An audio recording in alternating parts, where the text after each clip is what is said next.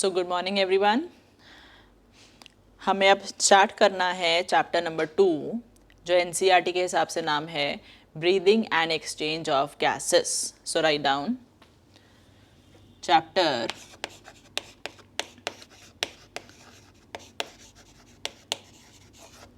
Breathing and exchange of gases।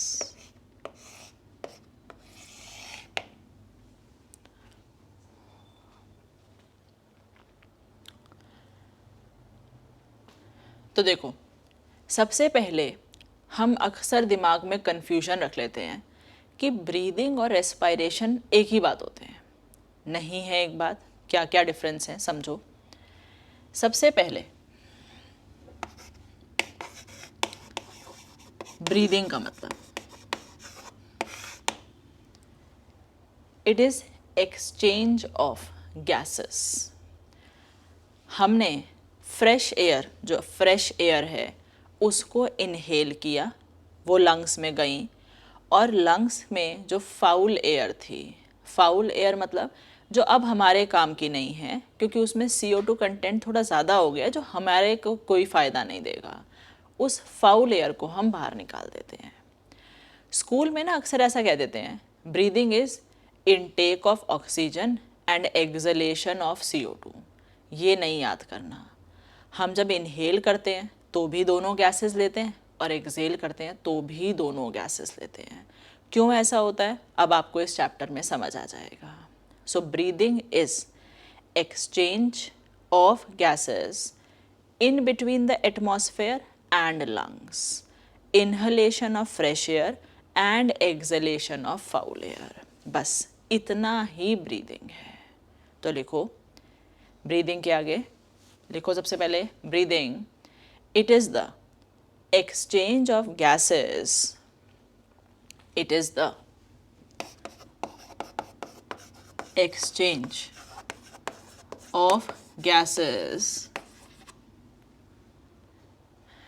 in between atmospheric air, it is exchange of gases in between atmospheric air and human lungs, and human lungs. So we inhale fresh air and exhale foul air. It is the exchange of gases in between atmospheric air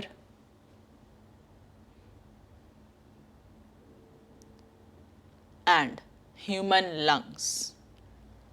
So we inhale fresh air and exhale foul air। ठीक है, ये हुआ breathing. अब next सुनो पहले।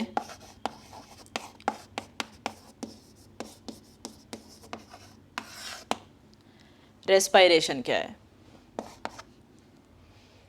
Respiration एक biochemical process है। मतलब हमने जो गैस, जो एयर अपने लंग्स में ली, उसको हम डालेंगे खून में। खून के ज़रिए वो एक एक टिश्यू तक, एक एक सेल तक एयर पहुंचाएगा। वहाँ जाकर उस एयर में जो ऑक्सीजन है वो खाने का ऑक्सीडेशन करेगा, उसका ब्रेक डाउन करेगा, और उससे जो एनर्जी रिलीज़ होगी उसे हम स्टोर करेंगे एज ATP। और उसी प्रोसेस के दौरान जो CO2 बनेगा, उस CO2 को हम खून के रास्ते वापस भेजेंगे, वो लंग्स में इकट्ठा होगा और फिर हम उसे ब्रीद आउट कर देंगे। तो देखो सुनो पहले यहाँ पर रेस्पिरेशन में क्या प्रोसेस हो रहा है। हमने खाना खाया, फूड में हमारा मेन सोर्स है ग्लूकोज। ये वाला काम हमने पहले चैप्टर में किया था, डाइजेशन एंड एब्जॉर्प्शन में। हमने खाना खाना सीखा था, कैसे पहुंचता है खाना। अब हमने इस चैप्टर में कहा हम क्या इनहेल करेंगे, एयर, और उस एयर में क्या होगा, ऑक्सीजन। इस ऑक्सीजन ने किया खाने का ब्रेकडाउन, इस ब्रेकडाउन से निकला CO2 plus water plus energy. मैं इस रिएक्शन को कोई बैलेंस करके नहीं दिखा रही हूँ, बैलेंसिंग वगैरह सब आपको बॉटनी में सिखाया जाएगा जब सेल्यूलर रेस्पायरेशन पढ़ते हो। मैं सिर्फ आपको रेस्पायरेशन का मतलब समझा रही हूँ। जब एक केमिकल रिएक्शन एक लिविंग बॉडी में होता है तो हम उसे बायोकेमिकल प्रोसेस कहते हैं। सो रेस्पायरेशन एक बायोकेमिकल प्रोसेस है जिसमें जो O2 हमने इनहेल्ड एयर में ली वो जा कर के हमारे टिश्यूज़ में, सेल्स में खाने का ऑक्सीडेशन करेगा। इस ऑक्सीडेशन से जो CO2 बनेगा वो हम एक्सेल आउट कर देंगे। वाटर तो हम कहीं भी यूज़ कर लेंगे, हमारे बॉडी में हर सेल्स में ऑलमोस्ट 70% पानी ही है, कोई दिक्कत नहीं। और रिलीज़ हुई energy which will be stored as ATP। इस पूरे प्रोसेस को कहते हैं रेस्पायरेशन। तो लिखो respiration, it is a biochemical process, it is a biochemical process by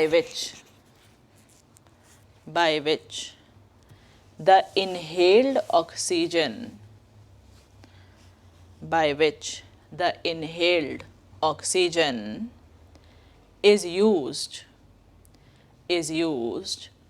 to cause oxidation of food, by which the inhaled oxygen is used to cause oxidation of food, comma, the energy released from food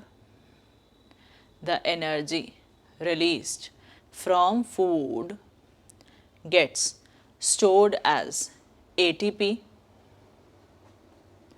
The energy released from food gets stored as ATP.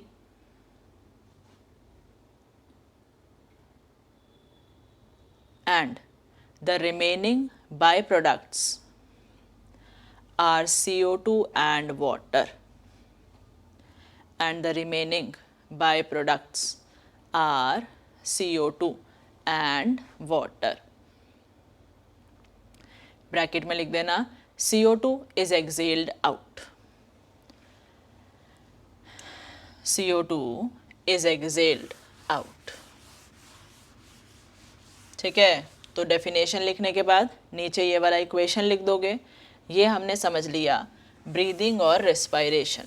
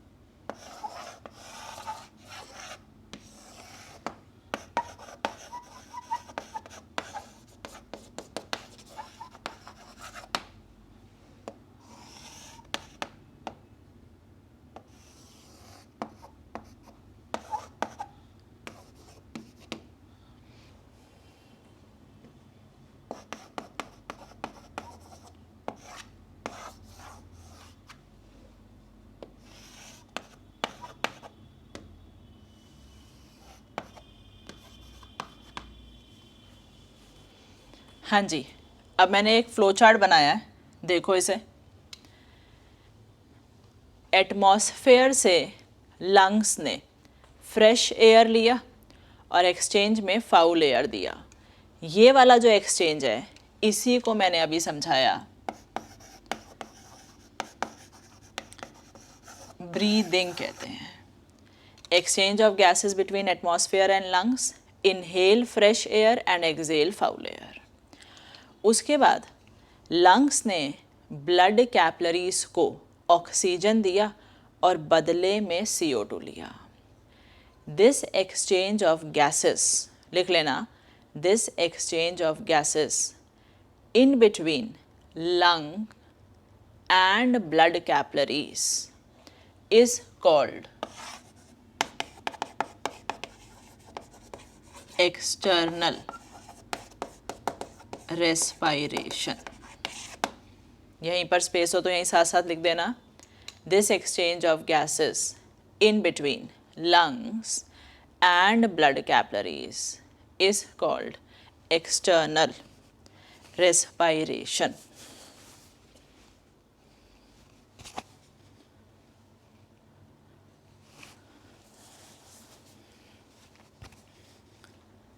और फिर ये blood पहुंचा tissue cells के पास, tissues को oxygen दिया और tissue से बदले में CO2 ले आया। इसे कहते हैं internal respiration.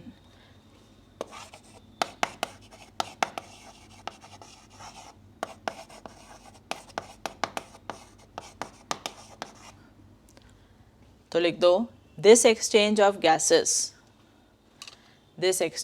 Gases in between blood capillaries and tissue cells, in between blood capillaries and tissue cells is called internal respiration, is called internal respiration। So I am hoping कि आपको ये समझ में आ गया कि हमें इस चैप्टर में क्या क्या पढ़ना है। ठीक है, अब एक और बात सुनना, फिर लिखाती हूँ। अगर एटमॉस्फेयर से जाने वाली गैस को एक एक बॉडी के सेल तक पहुंचाने के लिए कुछ मीडियम है, जैसे कि यहाँ ब्लड है, इस तरह के रेस्पायरेशन को इनडायरेक्ट रेस्पायरेशन कहते हैं, क्योंकि यहाँ एटमॉस्फेयर और बॉडी के सेल्स के बीच में ब्लड नाम का मीडियम है। लेकिन कुछ लोअर एनिमल्स जैसे कि स्पॉन्जेस हैं, सीलेंड्रेट्स हैं, हाइड्रा है, उनके अंदर ब्लड जैसा कोई भी मीडियम नहीं है। एटमॉस्फेयर से गैस आई, ऑक्सीजन आई और सीधा खुद एक एक सेल के पास पहुंच गई।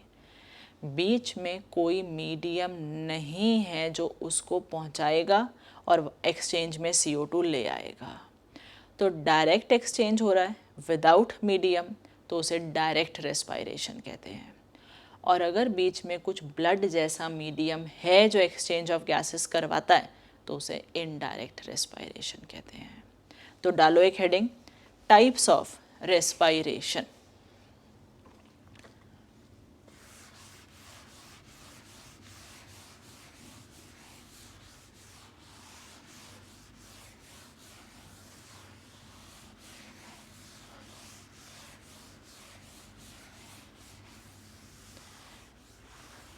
टाइप्स ऑफ रेस्पायरेशन करेंगे, दो part. Direct respiration difference form में, और इधर लिख दो इनडायरेक्ट रेस्पायरेशन।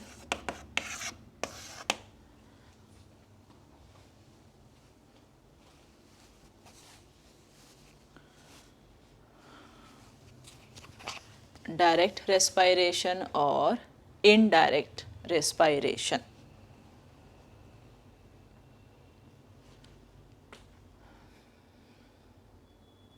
लिखो डायरेक्ट रेस्पायरेशन के नीचे, the atmospheric gases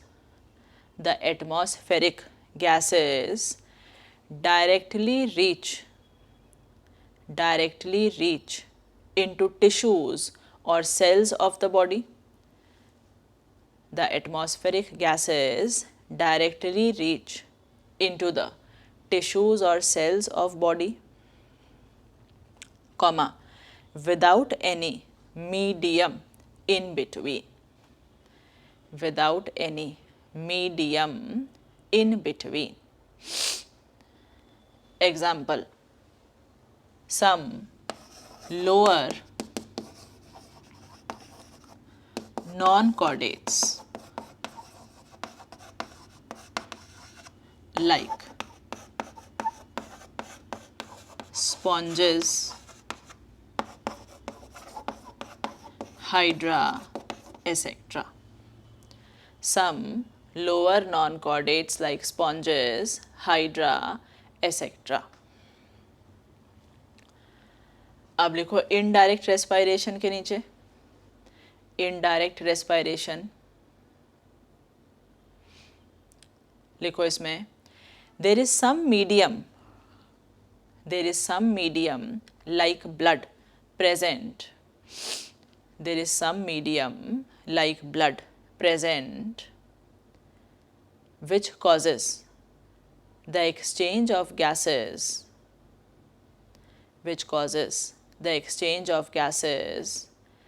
in between the tissues and blood, as well as in between the blood and lungs. There is some medium like blood present which causes exchange of gases in between tissue and blood, as well as blood and lungs.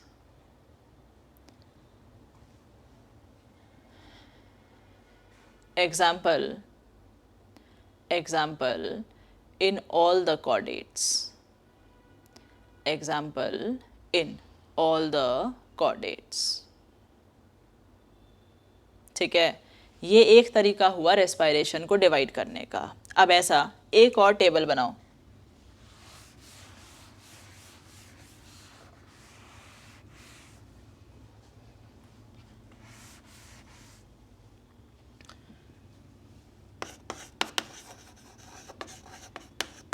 अब लिखो aerobic respiration versus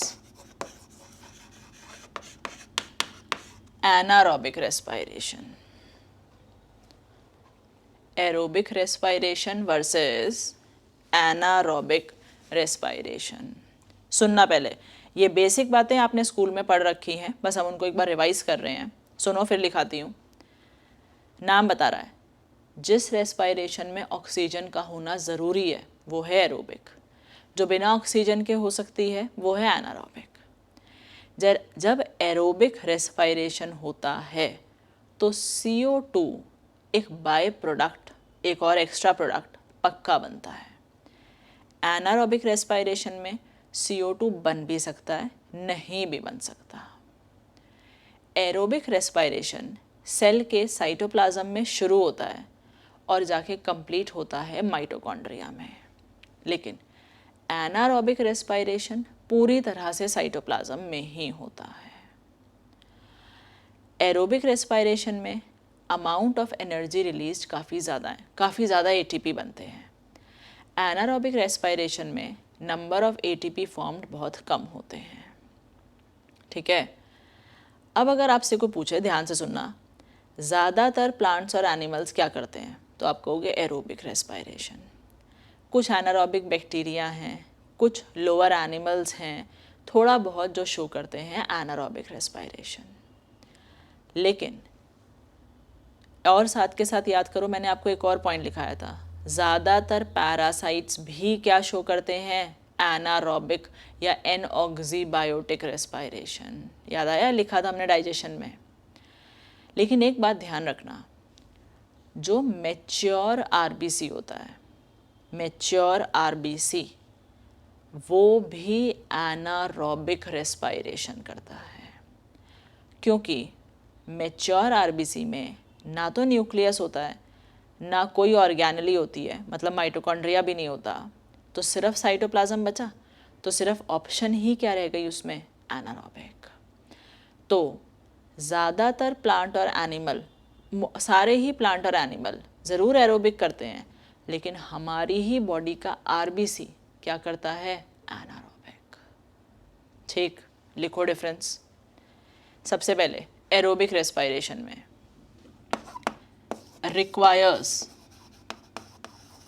oxygen, requires oxygen. Anaerobic में O2 is not required, O2 is not required. Next aerobic में CO2 always released as byproduct, CO2 always released as byproduct.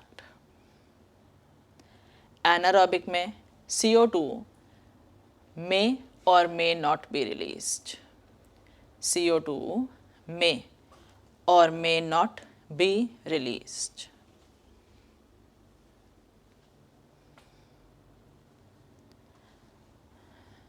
Next aerobic में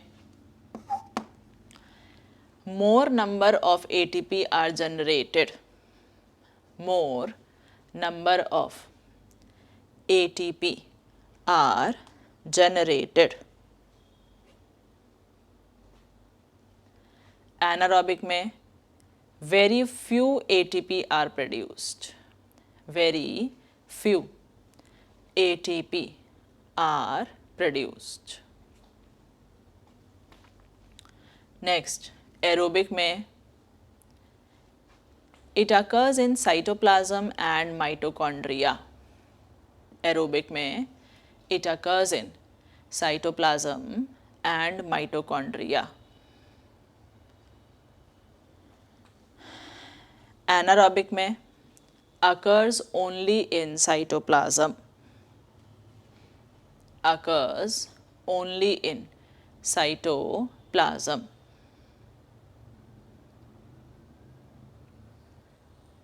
लिखो example. Aerobic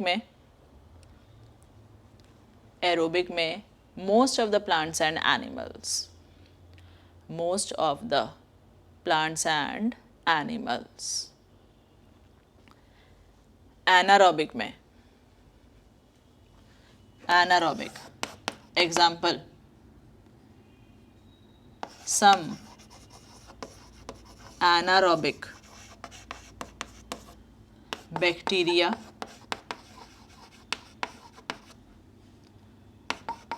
most parasites and mature RBCs. ये वाला point आगे फिर आएगा, detail फिर लिखेंगे, यहाँ पर भी हाईलाइट करना। Mature RBCs show anaerobic respiration.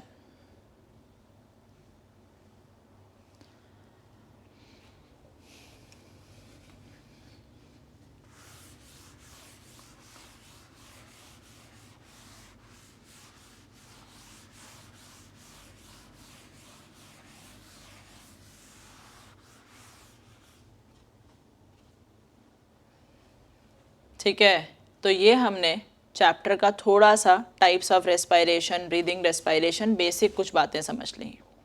अब हम ह्यूमन रेस्पिरेटरी सिस्टम शुरू करें उससे पहले हम समझ लेते हैं किस किस तरह के रेस्पिरेटरी ऑर्गन्स अवेलेबल हैं एनिमल्स में और कौन कौन से रेस्पिरेटरी पिगमेंट्स अवेलेबल हैं।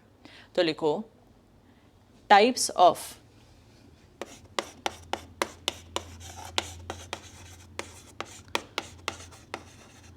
respiratory pigments.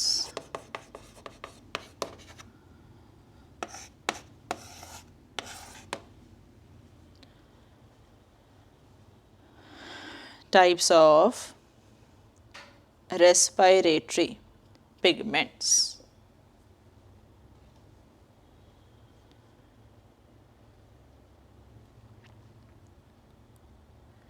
हाँ जी, लिखो इसमें सबसे पहले हीमोसाइनिन,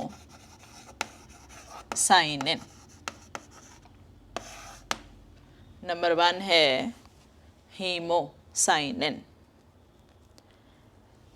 सिर्फ यह याद रखना है इसके अंदर कौन सा एलिमेंट है, किस कलर का होता है और किस किस के पास अवेलेबल है। तो देखो, सायन शब्द का मतलब होता है ब्लू कलर्ड, और इसमें ब्लू कलर कॉपर की वजह से है। तो लिखोगे contains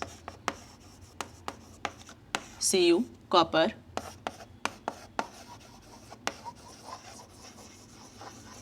blue colored, found in crustaceans, crustaceans arthropod होते हैं। एनिमल किंगडम जब पढ़ाया जाएगा तो अब आपको सब समझा दिया जाता है कि क्रस्टेशियंस क्या होते हैं, आर्थ्रोपोडा फाइलम कौन सा है। So it is found in crustaceans and some mollusc. बस इतनी बात याद रखनी है। पहला रेस्पिरेटरी पिगमेंट आपने लिखा haemocyanin, contains copper, blue coloured, found in crustaceans and some mollusc. Mollusc में थोड़ी वैरायटी अवेलेबल है, किस मोलस्क में है एग्जैक्टली ये हम मोलस्का में ही पढ़ते हैं। ठीक, अब लिखो नंबर 2।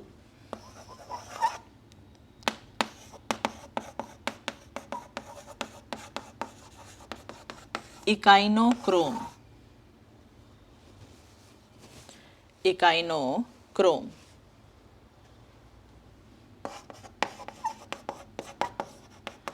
कंटेन्स Fe यानी कि आयरन, रेड कलर्ड, और मेरे ख्याल आप नाम से ही समझ गए होंगे किसके पास मिलेगा, इकाइनोडर्म्स के पास। सो फाउंड इन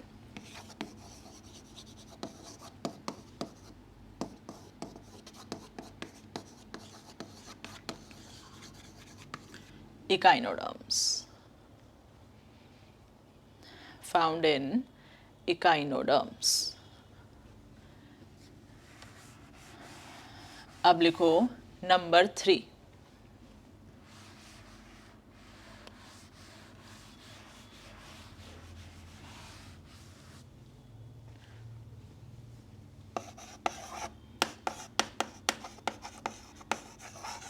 पिनाग्लोबिन। Pinnaglobin contains manganese,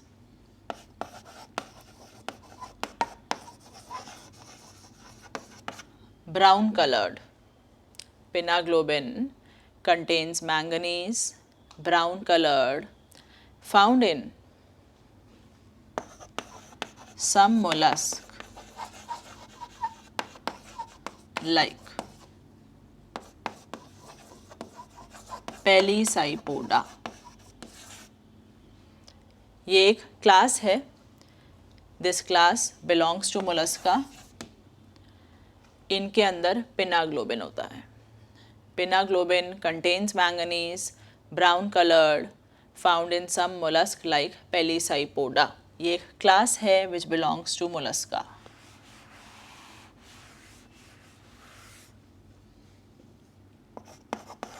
number 4 vanadium. Vanadium, vanadium तो खुद एलिमेंट का ही नाम है, तो पिगमेंट का कोई अलग से नाम है ही नहीं। तो लिख दो कंटेन्स वैनेडियम, ये खुद ही एलिमेंट है। Green coloured, contains vanadium, green colored, found in urochordates. Urochordates को ट्यूनिकेट्स भी कहते हैं। सिर्फ नाम याद करते जाना है, जब भी एनिमल किंगडम पढ़ाया जाता है तो हम आपको सब डिटेल्स वहाँ पर फिर बताएंगे।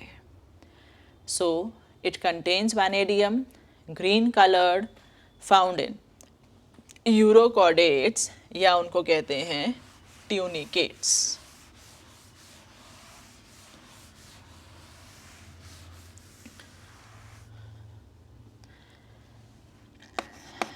Number 5, chlorocruorin and erythrocruorin.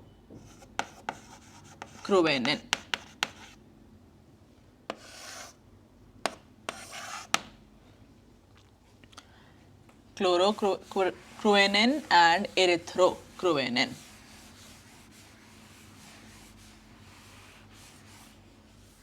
सुनना यहाँ पर एक बार, क्लोरोक्रोएनिन और एरिथ्रोक्रोएनिन दोनों में आयरन है, लेकिन क्लोरोक्रोएनिन ग्रीन कलर का होता है और एरिथ्रोक्रोएनिन रेड कलर का है।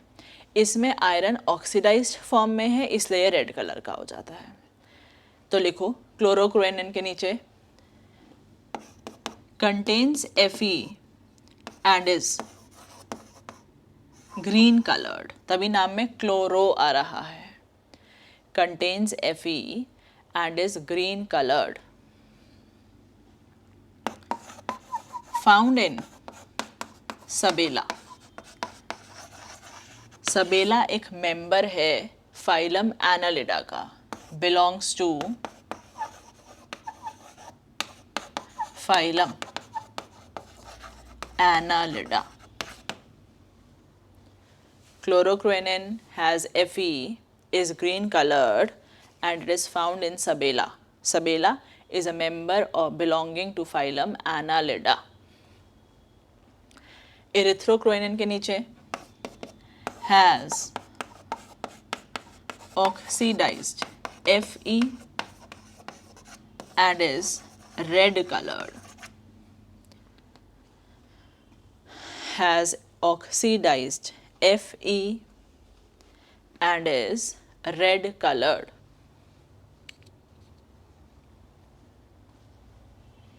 Found in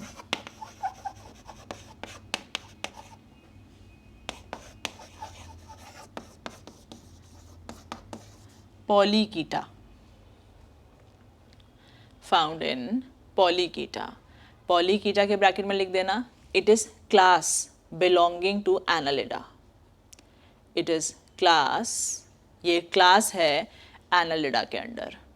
It is a class belonging to Annelida. ये हुआ number 5।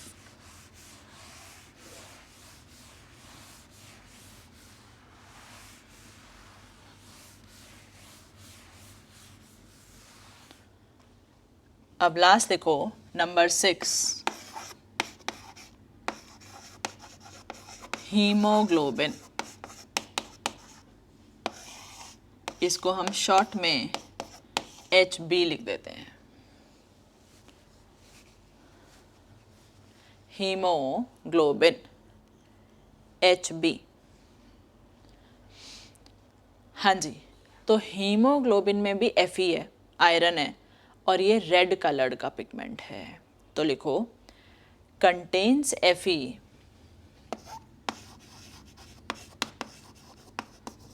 iron and is red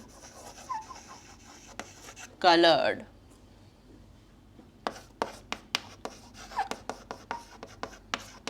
pigment. Contains Fe and is red colored pigment. चलो अब थोड़ा मेरी बातें सुनो। हम आपको बायोमोलिक्यूल्स में प्रोटीन्स के 4 तरह के ऑर्गेनाइजेशन पढ़ाते हैं, जिनका नाम मैं डाइजेशन वाले चैप्टर में भी लेती हूँ। 1 डिग्री, 2 डिग्री, 3 डिग्री और 4 डिग्री। जो अभी तक डिस्कवर्ड सबसे कॉम्प्लेक्स नेचर है वो 4 डिग्री यानी कि क्वाटरनरी प्रोटीन्स की है। तो हीमोग्लोबिन एक तरह का क्वाटरनरी प्रोटीन है, कॉम्प्लेक्स नेचर का प्रोटीन है। दूसरी बात, it has role in buffering of blood.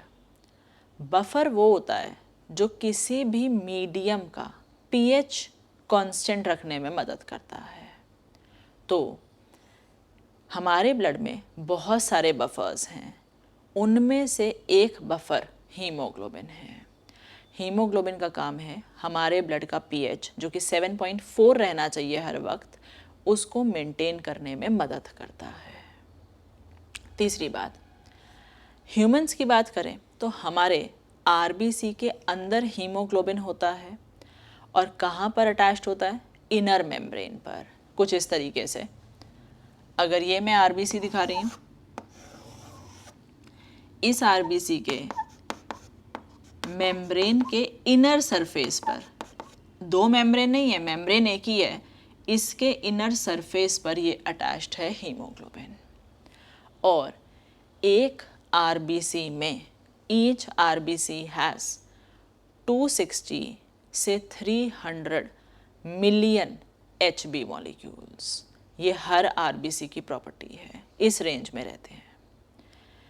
वहीं अगर आपसे पूछे कि क्या अर्थवर्म में हीमोग्लोबिन होता है, कि मैं अर्थवर्म को काटूं तो उसके खून में कुछ रंग दिखेगा या फिर वो कलरलेस होगा, तो आप कहोगे अर्थवर्म में भी हीमोग्लोबिन ही होता है हमारी तरह, लेकिन उसका हीमोग्लोबिन प्लाज्मा में घुला हुआ है और हमारा हीमोग्लोबिन किसके अंदर है, आरबीसी में। तो अर्थवर्म के खून में, ब्लड में, ब्लड सेल्स तो होते हैं लेकिन आरबीसी नहीं होता। तो हीमोग्लोबिन किस में घुला रहता है, प्लाज्मा में। हमारे पास हीमोग्लोबिन आरबीसी के अंदर प्रेजेंट है। ठीक है, इतना लिखो, फिर आगे बोलूँगी। हीमोग्लोबिन के नीचे आपने सबसे पहले लिखा contains Fe and is red coloured pigment. Next देखो, इट इज क्वाटरनरी यानी कि 4 degree protein. It is quaternary protein. ये सब डिटेल्स धीरे धीरे सिलेबस में आती रहेंगी, टेंशन नहीं लेनी है, बस याद करते जाओ, सब चीज़ें समझ आ जाएंगी। It is quaternary protein. Next, helps in buffering of blood.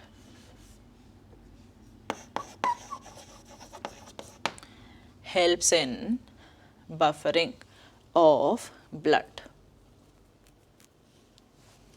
याद ना रहे तो ब्रैकेट में लिख लेना, means maintains pH of blood, means maintains pH of blood।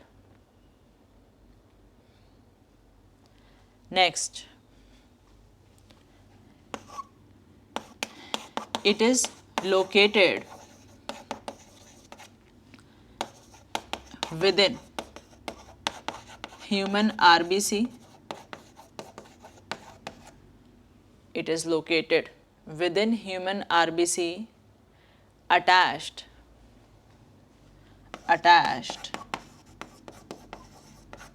to the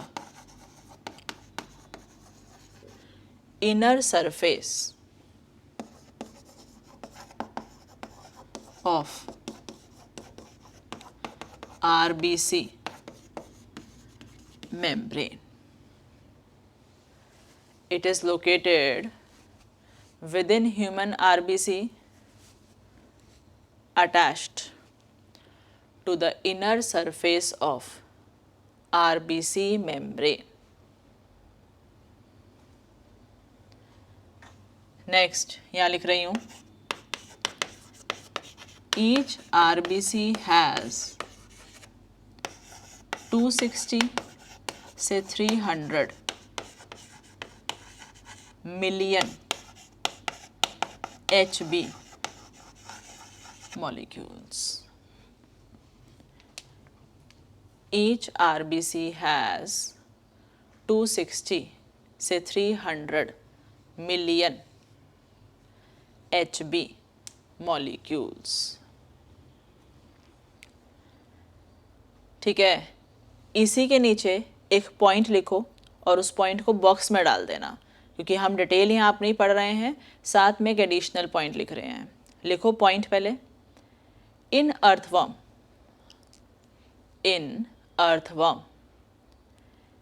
HB is dissolved in plasma। HB is dissolved in plasma because RBCs are absent. In earthworm, Hb is dissolved in plasma because RBCs are absent but other blood cells are present. But other blood cells are present. ये जो point लिखा है earthworm का, इसको box में डाल दो.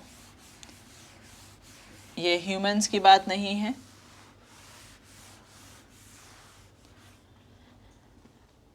चलो अब नेक्स्ट बात समझो मेरी. देखेंगे यहाँ, पहले समझना फिर लिखना. ईच HB, देखोगे यहाँ, has haem pigment plus globin protein. अगर मैं हीमोग्लोबिन को ब्रेक डाउन करके देखूं तो इसमें दो चीज़ें हैं. एक हीम नाम का पिगमेंट है जो इसे रंग देता है और साथ में एक ग्लोबिन प्रोटीन है. दोनों साथ में जुड़ेंगे तो ही इकट्ठे होकर काम कर सकते हैं, वरना अलग अलग नहीं करेंगे. ये जो हीम पिगमेंट है, इसके अंदर एक पोरफायरिन नाम का हेड है और 4 पायरोल रिंग्स हैं. मतलब कुछ ऐसा दिखता है, अगर मैं इमेजिन करना चाहूँ, एक हेड है और इस तरह से ये 4 रिंग्स हैं. ये पोरफायरिन हेड है और ये 4 पायरोल की रिंग्स हैं. ये सब केमिकल नेम्स हैं. किसके हैं बस वो हम केमिकल स्ट्रक्चर को नहीं बना रहे, नाम जान रहे हैं. तो ऐसा सा कुछ दिखने में कौन होगा? Haem pigment.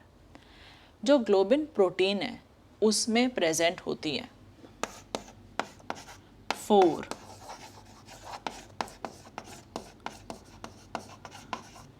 Polypeptide chains. Polypeptide chains मतलब अमीनो एसिड्स की बनी हुई लंबी लंबी चेन्स प्रेजेंट हैं. इन 4 चेन्स का नाम होता है 2 अल्फा 2 बीटा चेन. तो हमने नाम ऐसा दिया, 2 अल्फा चेन है, 2 बीटा चेन है.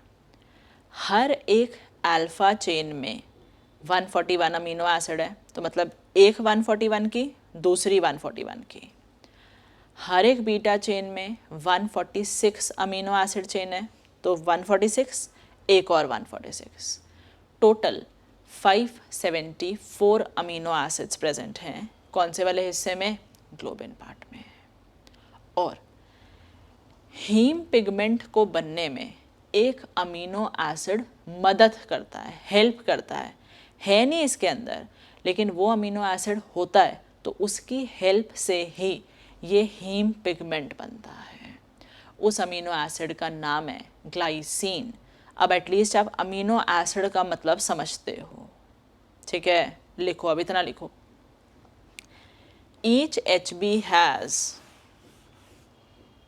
each HB has heme pigment plus globin protein. Each HB has heme pigment plus globin protein. Haem pigment के नीचे लिखो consist of porphyrin head and 4 pyrrole rings. Consist of porphyrin head and 4 pyrrole rings. ये मत समझना कि ma'am ने हमें structure क्यों नहीं बताया, ज़रूरत नहीं है उसकी.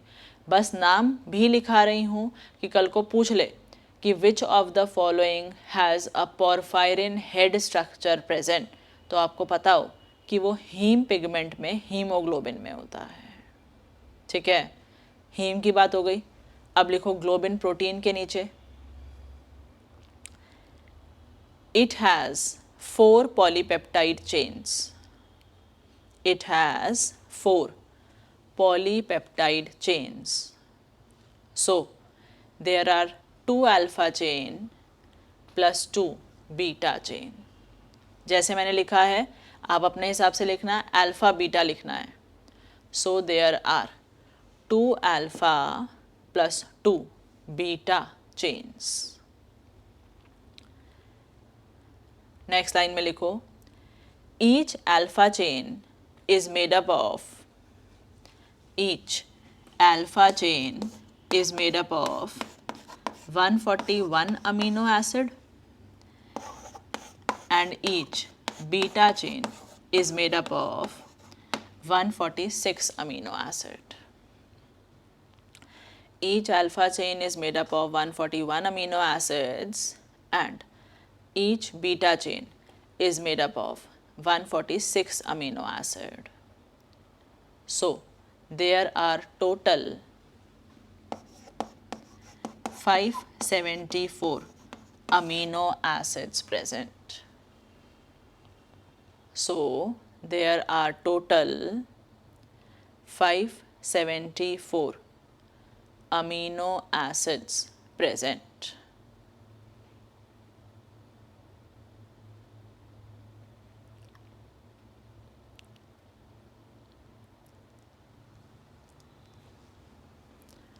Next line.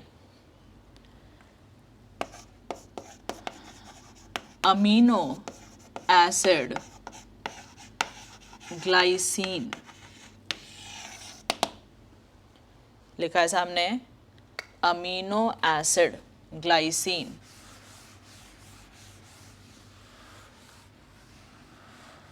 helps in synthesis of heme pigment of Hb. Amino acid glycine helps in synthesis of heme pigment of Hb. ठीक है, आगे सुनो, यहाँ पे देखो, यहाँ each Hb has 4 Fe2 plus. हर एक Hb में कितने फेरस हैं? 4. And each Fe2 plus binds to 1O2.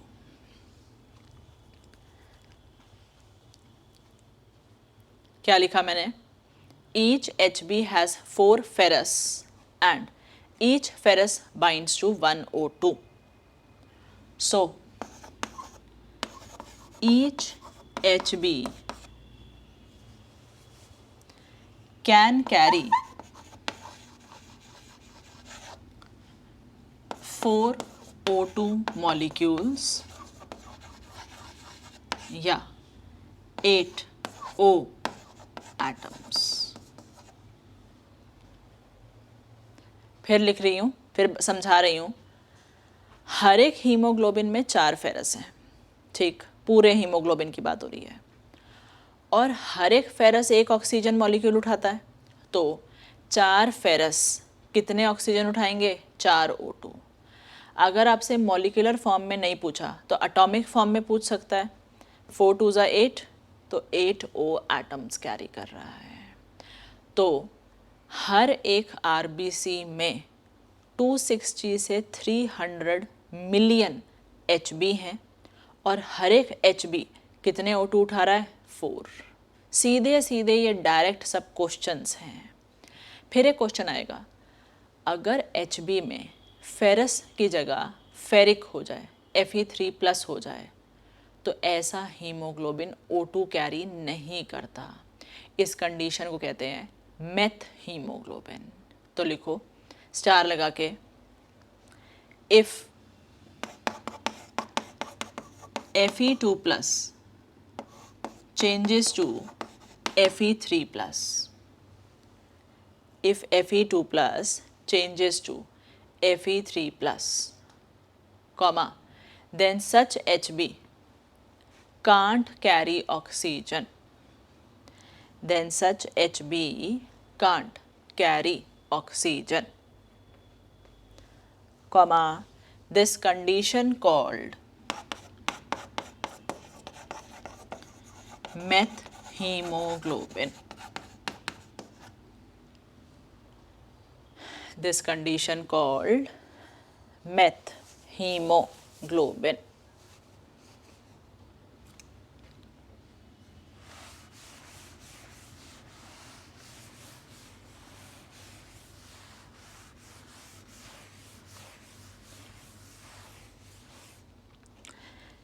तो देखो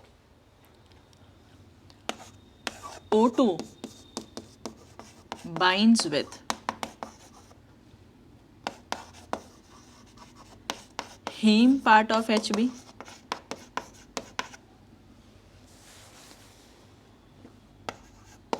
called HbO2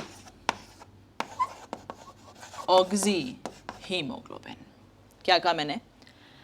हम समझ गए कि ऑक्सीजन को कैरी करने वाला पिगमेंट है हीमोग्लोबिन, लेकिन अब क्वेश्चन पूछ रहा है हीमोग्लोबिन में बताओ कौन से वाला हिस्सा उठाता है, हीम कि ग्लोबिन. अगर ऐसा पूछ रहा है तो ये मत समझ लेना फिर मैडम ग्लोबिन करना ही क्या था, फिर तो अकेला हीम करता. उठाता है पूरा हीमोग्लोबिन, लेकिन हीमोग्लोबिन में से कौन से वाला हिस्सा, हीम, लेकिन साथ में ग्लोबिन भी चाहिए, अकेला हीम कुछ नहीं कर सकता. और जब हीमोग्लोबिन ऑक्सीजन से जुड़ जाता है उसे HbO2 या ऑक्सीहीमोग्लोबिन कहते हैं. और ये रिवर्सिबल बाइंडिंग है, मतलब Hb प्लस O2 जुड़ गया, HbO2 बना और ये टूट कर वापस से निकल जाएगा. तो ये दोनों को जोड़ना और तोड़ना रिवर्सिबल रहेगा. तो लिखते जाओ, O2 binds with heme part of Hb called HbO2 या ऑक्सीहीमोग्लोबिन, called HbO2 या और ऑक्सीहीमोग्लोबिन. ब्रैकेट में लिखना this is reversible binding, this is reversible binding.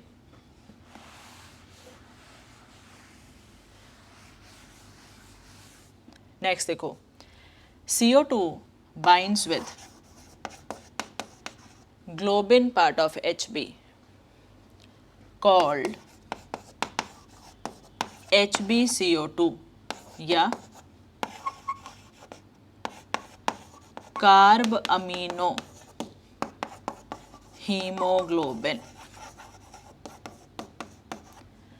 CO2 binds with globin part of Hb called HbCO2 या carb amino haemoglobin. इसके bracket में भी लिखना रिवर्सिबल बाइंडिंग, बनता भी है टूटता भी है, reversible binding.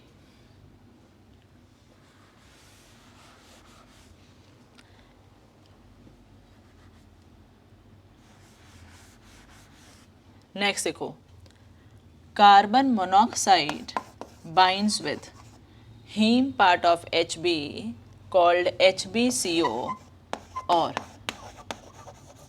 Carboxy haemoglobin. Carbon monoxide, ध्यान देना C और O दोनों कैपिटल्स हैं वरना कोबाल्ट हो जाएगा. Carbon monoxide binds with heme part of Hb called HbCO और carboxy haemoglobin. This is irreversible binding, highlight करके लिखना, दिस इज इरिवर्सिबल बाइंडिंग. तो देखो, पहली बात, कार्बन मोनोऑक्साइड उसी साइट से जुड़ रहा है जिससे ऑक्सीजन जुड़ता है, यानी कि हीम पार्ट से. दैट मीन्स अगर हमारे बॉडी में कार्बन मोनोऑक्साइड नाम का जहर आ गया तो वो ऑक्सीजन के साथ कंपटीशन शुरू कर देगा. ऑक्सीजन कहेगा मैं जुड़ूंगा हीम से, मोनोऑक्साइड कहेगा मैं जुड़ूंगा. पहली बात. दूसरी बात, ऑक्सीजन जुड़ता है हीमोग्लोबिन से तो उसे फ्री भी कर देता है, मोनोऑक्साइड जुड़ गया तो फ्री नहीं करेगा, उसका जुड़ना इरिवर्सिबल है। एक बार HbCO बॉन्ड बन गया, ये परमानेंट बॉन्ड है, इरिवर्सिबल नेचर का है। मतलब एक इंसान 0.7 से लेकर 0.9% तक मोनोऑक्साइड बॉडी में झेल सकता है। मतलब टोटल हमारे बॉडी में जितनी गैसेस हैं, अगर उस गैस का 0.9% हिस्सा मोनोऑक्साइड है तो हम उसे झेल लेंगे, बच जाएंगे जिंदा।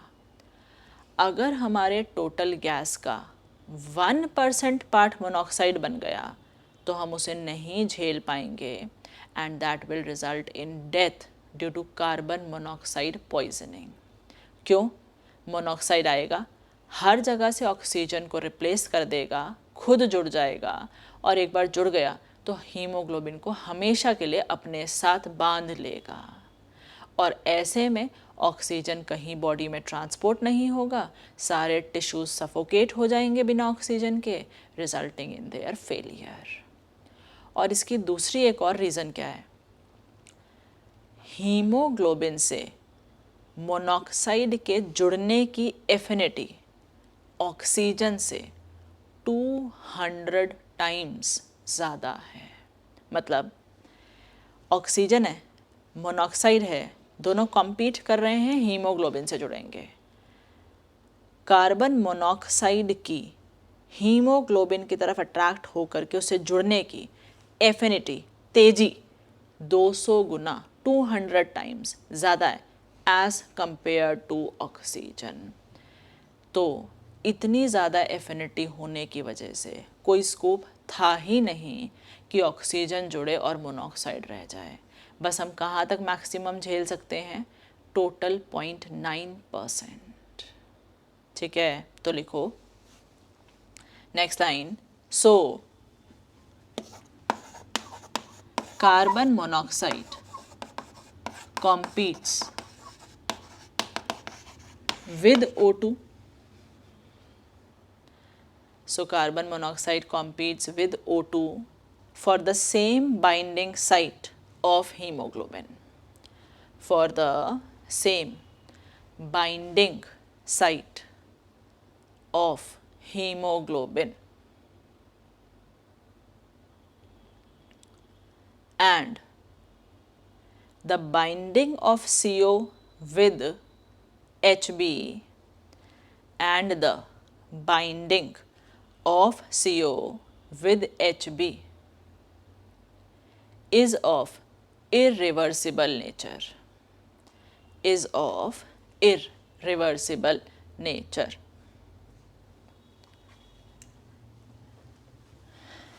Next line, next point.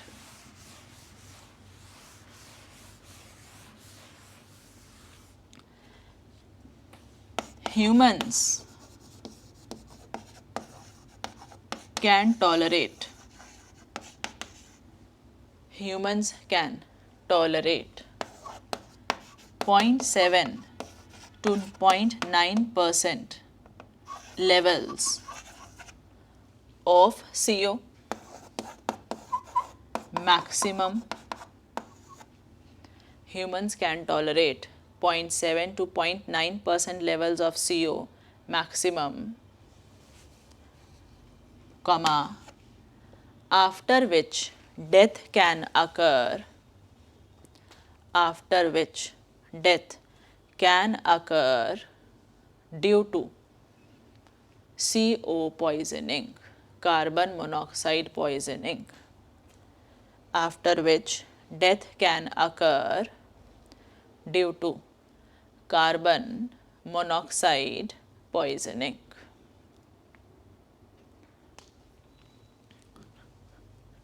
Next star लगा के very very important point,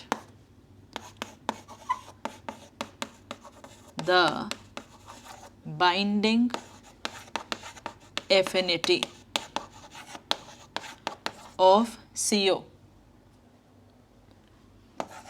for Hb is 200 times more than O2.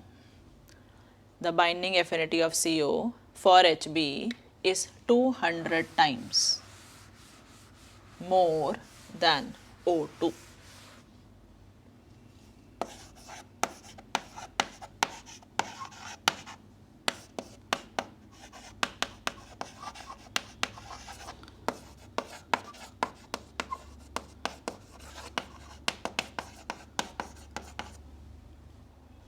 ये ऑर्डर लिख लो।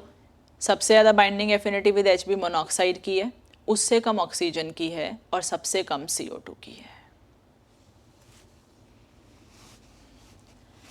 ठीक है, तो ये हमने फिनिश किए different types of respiratory pigments. Next class में कंटिन्यू करेंगे। Thank you.